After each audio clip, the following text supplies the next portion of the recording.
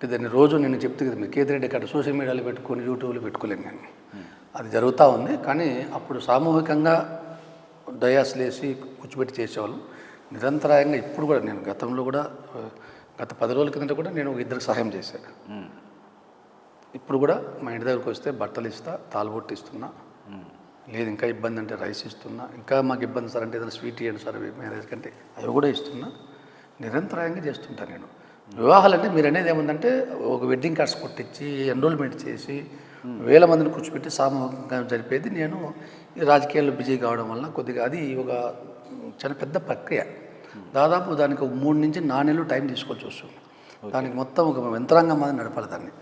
ఎందుకంటే జంటలను గుర్తించాలి, వాళ్ళని తీసుకురావాలి. ఎందుకంటే ఎక్కడ తప్పు చేయకూడదు, మనం ఫ్రాడ్ కాకూడదు కదా. అది మనం ఇంటెన్షన్ పిల్లల్ని పేదలకు చేయాలి, అదే జరగాలి అక్కడ.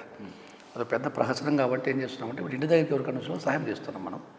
గతంలో మనం ఏం చేసామంటే కొన్నిసార్లు మనం అన్ని వాళ్ళను జంటలను తీసుకొని వాళ్ళకి ఎన్రోల్మెంట్ చేసి వాళ్ళకి అన్ని పిలిపించి వాళ్ళని కూర్చోపెట్టి మనమే ఇక్కడ వివాహాలు జరిపాలి. అది నిలపలేదు. తప్పకుండా మళ్ళీ కూడా అది ఆ ప్రక్రియ కూడా అంటే వివాహాలు జరిపించే ప్రక్రియ కూడా తప్పకుండా మొదలు పెడతా. డెఫినెట్గా చేయాలనుకుంటున్నాను. మళ్ళీ కూడా దాన్ని ఎక్కడ ఆపేదైతే లేదు. అది నిరంతర ప్రక్రియ. అంటే నా జీవితంలో ఎప్పుడు చేసే ప్రక్రియ అది. 1994 రేగాడపల్లి మధు అప్పుడు అదే గుర్తుపెట్టుకుంటున్నావు. అప్పుడు వచ్చి ఇప్పుడు 2024 చిలకం మధుసూదన్ రెడ్డి. అంటే ఇప్పుడు చిలకం మధుసూదన్ రెడ్డి ఇంకొంచెం స్టెప్ ఏదైనా పైకి వెళ్తాడంటారా నెక్స్ట్ రాబోయే రోజుల్లో?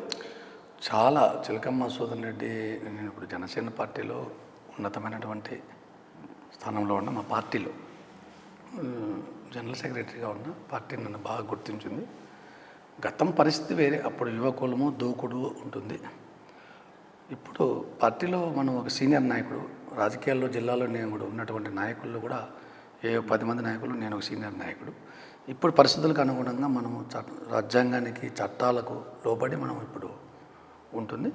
డెఫినెట్గా అప్పటికి ఇప్పుడు చాలా తేడా ఉంటుంది. నాలో కూడా తేడా ఉంది. అంటే ఒక స్టెప్ మళ్ళీ పైకి డెఫినెట్గా రాజకీయంగా తప్పకుండా మా పార్టీ నన్ను మంచి గుర్తింపు ఇస్తుంది. డెఫినెట్గా ముందుకు వెళ్తాం.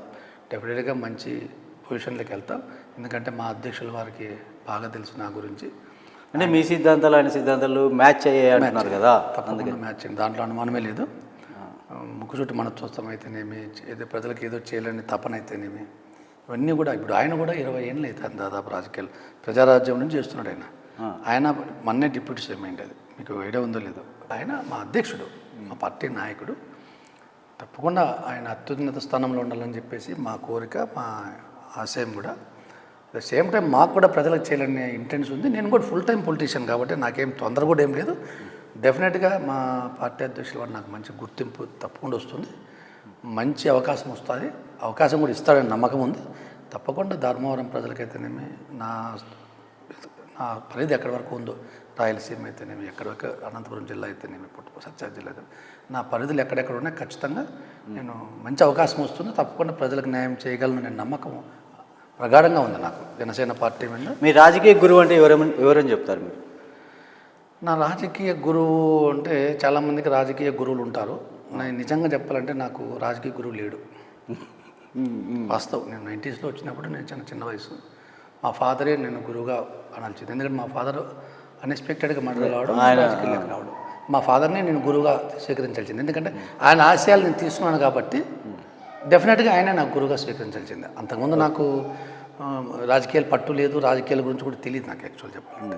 మా ఫాదర్ ఉన్నప్పుడు మా ఫాదర్ అంటే మేము కొద్దిగా అంటే మా ఫాదర్ కొద్దిగా గంభీరమైనటువంటి వ్యక్తి, గంభీరంగా మాట్లాడేవాడు. మా ఫాదర్ చూస్తే మేము భయపడేవాళ్ళం బాగా. చాలామంది కమ్యూనిస్ట్ సిద్ధాంతాలు కొద్దిగా మేము మా ఫాదర్ ఇంట్లో ఉన్నాడంటే మేము కొద్దిగా దూరంగా ఉండేవాళ్ళం. చిన్నప్పుడు దగ్గర ఉండేవాళ్ళు మేము. కానీ ఒక వయసు వచ్చిన తర్వాత మా ఫాదర్ మాటలు కానీ కొద్దిగా వాయిస్ కానీ కొద్దిగా గంభీరంగా ఉంటుంది. ప్లస్ కొద్దిగా కమ్యూనిజం సిద్ధాంతాలు ఎక్కువ ఆయనకి. అందుకని నేను యాక్చువల్ చెప్పాలంటే తండ్రి తర్వాత నాకు గురువు అంటే కూడా మా ఫాదర్ సిద్ధాంతాలు తీసుకొని వచ్చాను కాబట్టి 90స్లో నేను డెఫినెట్గా ఆయనే గురువుగానే స్వీకరించాల్సింది. పరిటాల రవి గారికి మీకు ఉన్నటువంటి స్నేహబంధం ఎలా ఉంది? పరిటాల రవి గారు 1994లో రాజకీయాల్లోకి వచ్చారు. ఆయన వచ్చినప్పుడు ఇక్కడ పరిస్థితులు కూడా అనంతపురం జిల్లాలో పరిస్థితులు కూడా చాలా అంటే ఫ్యాక్షన్ గొడవలు అల్లకల్లోలంగా ఉండింది. అంటే మామూలుగా అయితే పరిటాల రవికి మంచి సన్నిహితుడు, దగ్గరే అంటే స్నేహబంధం ఉంది అనేసి అన్నారు అనుకుంటా తప్పకుండా. ఎందుకంటే ఆయన రాజకీయాల్లోకి వచ్చినప్పుడు నేను 94లో బాగా ఇక్కడ ఫ్యాక్షన్ గొడవలు అని ఉండేటువంటి 94లో అప్పుడు మేమంతా కూడా ఫ్యాక్షన్ అంటే మాది రాజకీయం చెప్తూ కదా నేను భూ పోరాటం నుంచి ఫ్యాక్షన్ గొడవలుగా రూపాంతరం చెందిపోయింది. ఆ పరిస్థితుల్లో ఆయన అనంతపురం జిల్లాలో తెలుగుదేశం పార్టీలో ప్రముఖ నాయకుడు. ఖచ్చితంగా ఆయన యొక్క ఆశీస్సులు ఆయన సపోర్ట్ మాకు అందరికీ ఇలా పిలిచింది. ఎందుకంటే జిల్లాలో పరిస్థితులు ఆయన వచ్చినప్పుడు డెఫినెట్గా ఆ పరిస్థితులకు అన్నీ కూడా ఆయన సపోర్టు అందరికీ మాకు లభించింది. డెఫినెట్గా ఆయన సపోర్ట్తో మేము ఇక్కడ ధర్మవరం అయితేనేమి, పక్క నియోజకవర్గాలు అయితేనేమి తెలుగుదేశం పార్టీ గట్టిగా ఇక్కడ అప్పుడు కాంగ్రెస్ పార్టీ వాళ్ళని ఎదుర్కొంది అంటే ధర్మవరం కాదు, ఎంటైర్ అనంతపురం జిల్లాలో పట్టాలరావు గారు ఖచ్చితంగా అందరికీ కూడా ఈ జిల్లాలో ప్రముఖ నాయకుడు. అప్పుడు ఆయన మంత్రి కూడా అయ్యారు, మీకు ఇలా ఉంటుంది. ఆయన ఇక్కడ మన జిల్లాలో పెనుగొండ ఎమ్మెల్యే అయ్యి మంత్రి కూడా అయ్యారు. మా అందరికీ మద్దతు ఇచ్చారు. ఆయన కూడా గట్టి మద్దతు తెలిపేశారు మాకు. ఓకే, అంటే ఆయన మీకు ఆయనకు ఉన్నటువంటి అంటే మాకు ఆయనకు ఎందుకంటే పక్క నియోజకవర్గాలు సన్నిహిత సంబంధాలు, మా భూ పోరాటంలో ఆయన యొక్క మద్దతు, వాళ్ళ కుటుంబంతో అంటే ఒకే ఎట్లా మీకు అంటే ఫ్రెండ్లీగా ఉండేవాడా లేకపోతే ఒక అట్లా ఫ్రెండ్లీగా ఉండేవాళ్ళు డెఫినెట్గా. ఎందుకంటే ఆయన మెంటాలిటీ కూడా కొద్దిగా ఈ భూ పోరాటాల కుటుంబం నుంచి కమ్యూనిజం సిద్ధాంతాల నుంచి వచ్చిన వ్యక్తి. ఆయన కూడా అప్పుడు వాళ్ళ ఫాదర్ను వాళ్ళ తమ్ముళ్ళని అందరినీ పోగొట్టుకున్నటువంటి పరిస్థితులు. నాకు మా ఫాదర్ని పోగొట్టుకున్నప్పటికీ మా ఇల్లు కూడా అన్నీ కూడా మా ఇల్లు మీకు తెలిసేది 94లో మా ఇల్లు అన్నీ బ్లాస్ట్ చేశారు కాంగ్రెస్ వాళ్ళు. మా ఇళ్ళన్నీ కూడా మా ఆస్తులన్నీ కూడా 1994లో ధ్వంసం చేశారు. ఆ కాంగ్రెస్ గవర్నమెంట్ రాకముందు, టీడీపీ గవర్నమెంట్ రాకముందు 94లో ఏప్రిల్లో మా ఇళ్ళన్నీ ధ్వంసం చేశారు, మా ఆస్తులన్నీ ధ్వంసం చేశారు. బ్లాస్ట్ చేసి కట్టుబట్టలతో నిలిచాము. ఒక సందర్భంలో నేను కట్టుబట్టలతో నిలిచినప్పుడు అప్పుడు ఉన్నటువంటి పరిస్థితుల వల్ల నాకు తెలుగుదేశం పార్టీ పట్టాలరావు గారు, ఎస్ రామచంద్రరెడ్డి గారు, అప్పుడైనటువంటి గుత్తా వెంకటనాయుడు ఎమ్మెల్యే గారు, లోకల్లో ఉన్నటువంటి మా తెలుగుదేశం నాయకులు అందరూ నాకు సపోర్ట్గా మాకు గట్టిగా నిలబడ్డారు. నాకు అంటే అల్టిమేట్గా వాళ్ళ కుటుంబంతో నాకు అందరూ కూడా సన్నిహితంగా ఉండేవాళ్ళు. చాలా మంచి కాలం అప్పుడు. రాజశేఖర రెడ్డి గారి గురించి మీరేం చెప్తారు? రాజశేఖర రెడ్డి గారు నమ్ముకున్న వారి కోసం ఖచ్చితంగా ఎంతటిదాకానే వెళ్తారు. ఓకే, ఆ యొక్క పేరుంది. చంద్రబాబు నాయుడు గారు ఆయన ఒక లెజెండ్, ఆయన ఒక అడ్మినిస్ట్రేటర్, ఎప్పుడు పరిపాలన దక్షుడు. ఓకే, పవన్ కళ్యాణ్ గారు తపన ఈ రాష్ట్రానికి ఏదో చేయాలి, ఈ ప్రజల్ని ఎలా కాపాడుకోవాలి అని చెప్పేసి ఎప్పుడు పరితపిస్తూ ఉంటాడు. ఎప్పుడు ఆయన బుక్కులు ఎక్కువ చదువుతూ ఉంటాడు. అంటే ఆ దాంట్లో ఉన్నటువంటి అర్థాన్ని ఎట్లా ప్రజల్లోకి తీసుకెళ్ళాలి అని ఎప్పుడు తపన ఉంటుంది ఆయన. అంటే ఎప్పుడు కూడా ఎక్కువ టైం అని ప్రజల గురించి ఆలోచన చేస్తూ ఉంటాడు. జగన్మోహన్ రెడ్డి గారి గురించి చెప్పాలంటే నాకు అసలు నిజంగా చెప్తాడు ఆయన ఎట్లా నేను మాట్లాడేకి నాకు తెలియదు. ఎందుకంటే ఆయన అసలు ప్రజల మనిషే కాదు, స్వార్థపరుడు. మీరు చూడండి, ఆయన స్వార్థం ఎక్కువ ఉంది. వాళ్ళ అమ్మను దూరం చేసి అంటే తల్లి అయినా చెల్లి అయినా ఓకే ఒకటి ఎక్కువ విమర్శలు చేయలే. ఆయన క్యారెక్టర్ చూడండి, ఆయన నమ్మి ఎవరు వచ్చినా వాళ్ళని దూరం పెడతాడు. అంటే నమ్మిన వారిని దూరం పెట్టడం ఆయన క్యారెక్టర్. లోకేష్ బాబు ఇప్పుడిప్పుడే అంటే పరిణతి చెందుతున్నటువంటి రాజకీయ నాయకుడు, ఆంధ్రప్రదేశ్కి భావితరాలకు నాయకుడే. ఖచ్చితంగా డెఫినెట్గా. చిలకం మధుసూదన్ రెడ్డి గారు ఎప్పుడు పోరాట యోధుడు, బ్రతికిన నాళ్ళు రాజకీయాల్లో ఉంటాడు. ఖచ్చితంగా ఎవరికి భయపడడు. నమ్ముకున్న వాళ్ళకు తప్పకుండా నాకు అన్యాయం జరిగినా నన్ను నమ్ముకున్న వాళ్ళకి అన్యాయం జరగకుండా చూసుకుంటాను. పవన్ కళ్యాణ్ గారు నమ్ముకున్న వాళ్ళకి తప్పకుండా ఆయన నమ్మిన వారికి డెఫినెట్గా న్యాయం చేస్తారు. ఆయన నమ్మిన వారిని ఎప్పుడు కూడా వదులుకోరు. పవన్ కళ్యాణ్ గారు ఎప్పటికీ వదులుకోరు. ఖచ్చితంగా పవన్ కళ్యాణ్ గారిని నమ్మిన వారిని ఆయన ఎప్పటికీ వదులుకోరు. అంటే చాలామంది కొన్ని సందర్భాల్లో కొంతమంది బయటకు వచ్చి చెప్పారనమాట, అంటే ఎంతగానో నమ్ముకున్నాము, ఎంతగానో ఇది చేసాము, మాకేం చేయలేకపోయాడు పవన్ కళ్యాణ్ అనేసి. టికెట్ పరంగా కావచ్చు, ఇంకా రకరకాల పరిస్థితుల పరంగా వాళ్ళకు ఓపిక లేదు.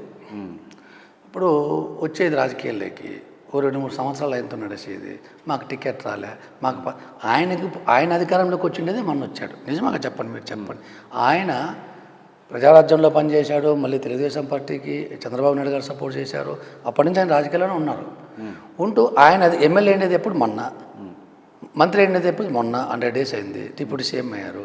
ఆయనే ఇంకేంది మిగతా వాళ్ళకి ఏం పదవులు ఇస్తారండి చెప్పండి, ఒకసారి ఆలోచన చేయండి మీరు. తప్పది. వీళ్ళకి ఓపిక లేక ఆయన మీద నమ్మకము వీళ్ళకు అంటే వీళ్ళకి ఓపిక లేనందువలన ఈ ఊరికి నమ్మకం లేదంతే వాళ్ళకు. ఎప్పుడు ఒక రాజకీయ నాయకుడిని ఒక సంవత్సరం, ఒక నెలలో, ఒక 6 నెలలు, ఒక 5 ఏళ్ళలోనే మనం తీసి పారేయకూడదు. ఎప్పుడు కూడా సమ్ టైం, కొద్దిగా టైం కేటాయించుకోవాలి. నమ్మకం, ఫస్ట్ ఆఫ్ ఆల్ నమ్మకం పెట్టుకోవాలి. ఆ నమ్మకం లేని వాళ్ళు మాత్రమే ఆ విధంగా మాట్లాడుతున్నారు తప్ప. ఇప్పుడు నమ్ముకున్న వాళ్ళకు ఇప్పుడు అంటే ఈ మంత్ ఎండ్ లోపల కావచ్చు, మళ్ళీ నెక్స్ట్ ఒక 15 రోజులు 30 రోజుల లోపల నామినేటెడ్ పోస్టులు అయితే ఇస్తున్నారు కదా, దాంట్లో ఏమైనా న్యాయం జరగవచ్చు అంటారా? డెఫినెట్గా జనసేన పార్టీని పవన్ కళ్యాణ్ గారిని నమ్ముకున్నారు. డెఫినెట్గా న్యాయం జరుగుతుంది, దాంట్లో అనుమానం లేదు. డెఫినెట్ చూడండి, మీరు చూస్తారు కదా, ఇప్పుడు తప్పకుండా జరుగుతుంది ఖచ్చితంగా. డెఫినెట్గా. అంటే మీకు రేషియోని బట్టి ఏమైనా ఇస్తున్నారా? అంటే ఇప్పుడు మీకు 21 స్థానాలే వచ్చాయి కదా అట్లా అని గతంలో కూడా చెప్పాను కదా, మా అధ్యక్షుల వారు మనకు అన్ని నామినేటెడ్ పోస్టుల్లో కానీ స్థానిక సంస్థల్లో కానీ 1/3 ఉంటాయి మనకు తప్పకుండా. ఇప్పుడు బీజేపీ కూడా ఉంది కాబట్టి అటో ఇటో కొద్దిగా రేషియో ఉండొచ్చు, కానీ డెఫినెట్గా మా రేషియో మాకు ఉంటుంది. అన్నిట్లోనే ఉంటుంది. నామినేట్ పోస్టుల్లో ఉంటుంది, స్థానిక సంస్థల్లో ఉంటుంది. డెఫినెట్గా ఏ స్థాయిలో ఆ స్థాయిలో. ఇప్పుడు రాబోయే రోజుల్లో పంచాయతీ ఎలక్షన్స్లో కావచ్చు, మున్సిపల్ ఎలక్షన్స్ కావచ్చు, ఈ రాబోయే రోజులు అంటే నెక్స్ట్, అప్పుడు జనసేన పార్టీ అంటే ఏ విధమైనటువంటి స్టెప్ వేయబోతుంది? తప్పకుండా జనసేన పార్టీ రాష్ట్రంలో స్థానిక సంస్థ ఎన్నికల్లో అన్నింటిలో కూడా పోటీ చేస్తూ 1/3 అంటే మా రేషియో ఉంటుంది. తప్పకుండా 3 పార్టీలు ఉమ్మడిగా చర్చించుకొని 1/3 అనుకున్నాం. అటు ఇటు ఎందుకంటే 3 పార్టీలు గెలిచాయి కాబట్టి, బీజేపీ కూడా ఉంది ఇక్కడ మాకు మిత్రపక్షం కాబట్టి, ఒక రేషియో అటు ఇటు అయినా కానీ 1/3 అనుకుంటున్నాం మేము. ఓ 5% అటు ఇటు ఖచ్చితంగా జనసేన పార్టీ అన్ని స్థాయిల్లో కూడా పోటీ చేస్తుంది. ఖచ్చితంగా డెఫినెట్గా చేస్తుంది. అంటే గతంలో చాలామంది అన్నారు అనమాట, ఒక క్యాడర్ లేదు, ఏం లేదు జనసేన పార్టీకి. మీరు వింటారు, ఇది వాస్తవం కాదు.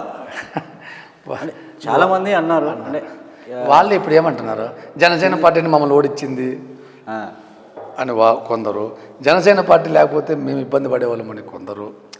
అలా అన్నోళ్ళు అందరూ కూడా మా కొంప ముంచిందంతా జనసేన అప్ప ఇప్పుడు అని చెప్పేసి వైసీపీలో అంటున్నారా? అదే మా మిత్రపక్షాలు కూడా ఇప్పుడు ఏమంటున్నారు, జనసేన పార్టీ ఉండడం వల్ల మేము ఇంత ఘన విజయం, పెద్ద విజయం సాధించామని చెప్పేసి మా మిత్రులందరూ అంటున్నారు కదా, మాతో అంటున్నారు.